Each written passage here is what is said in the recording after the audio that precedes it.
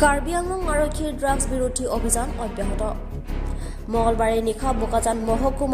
মহকুমা আৰক্ষী বিষয়া জন দাসৰ নেতৃত্বত আৰু ডিলাই আৰক্ষী চকীৰ ভাৰপ্ৰাপ্ত আৰক্ষী বিষয়া লুৎফুৰ ৰহমানৰ সহযোগত নিশা ডিমাপুৰৰ দিশৰ পৰা আহি থকা AS02CC 7824 নম্বৰৰ এখন টাটা য়োদ্ধা গাড়ীত তালাচী চলাই উদ্ধাৰ কৰিবলৈ সক্ষম হয় নিষিদ্ধ ড্ৰাগছ ডিলাই আৰক্ষীৰ নাকাপইণ্টত চলোৱা তালাচীত বাহনখনৰ পৰা 3টা চাবোনৰ বাকচত গোপন চেম্বাৰত ভৰাই ৰখা অৱস্থাত উদ্ধাৰ কৰে প্ৰায় 37.8 গ্ৰাম নিষিদ্ধ ড্ৰাগছ ডিলাই আৰক্ষীয়ে বাহনসহ ড্ৰাগছ সৰবৰাহকাৰী দুজনক ইতিমধ্যে আটক কৰি অধিক তথ্যৰ বাবে জেৰা অব্যাহত ৰাখিছে বুলি জানিব পৰা গৈছে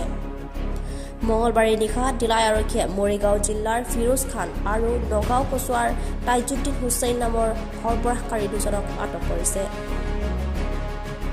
বোকাজানৰ পৰা হেৰল্ড হাউচে ৰিপৰ্ট নিউজ 7 নৰ্থ ইষ্ট